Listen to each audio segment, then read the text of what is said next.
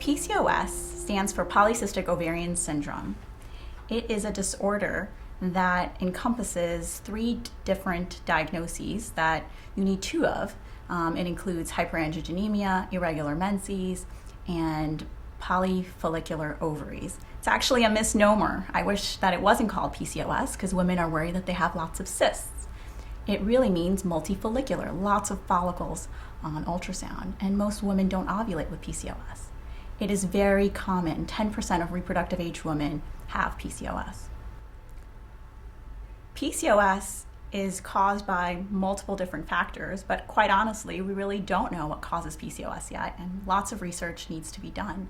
There is a hereditary component, probably some epigenetic components, and it was a large part of my research looking into maternal environment when they're pregnant and how that has implications in the development of PCOS in future generations, like exposure to high androgens in pregnancy or insulin resistance. The symptoms of PCOS are multifold. There are so many different aspects of PCOS, and some women have certain symptoms and others don't.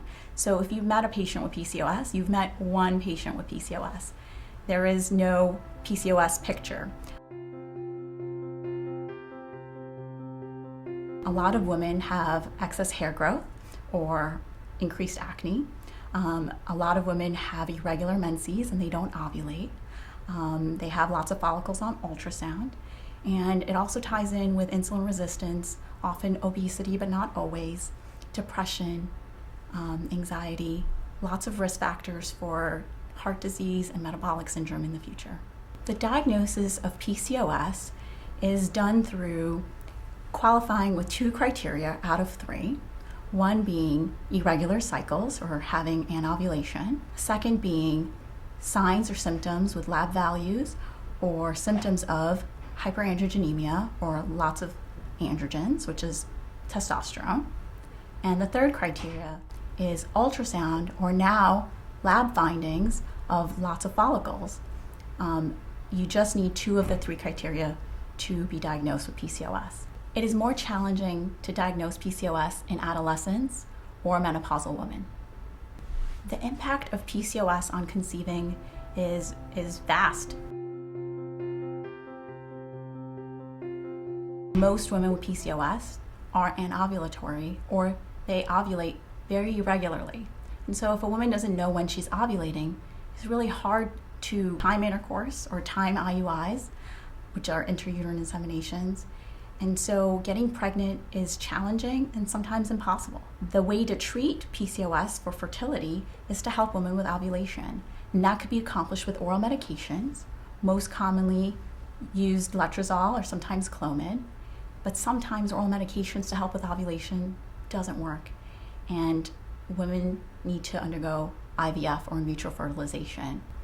We should always be considering the female's age as well as their reproductive goals when making a decision for a fertility treatment plan in PCOS. Lifestyle changes that can help manage PCOS symptoms include working on managing insulin resistance.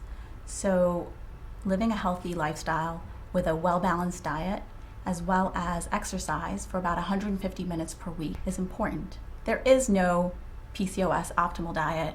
There's no optimal fertility diet.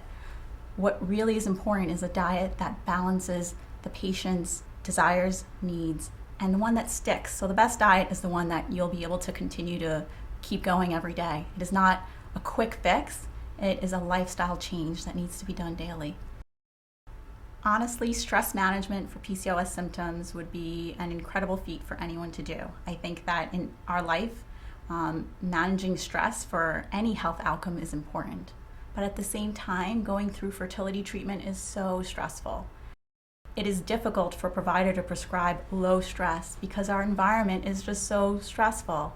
I think that we can do what we can to understand that this is not something we can control. But no, having high stress is not the reason you have infertility.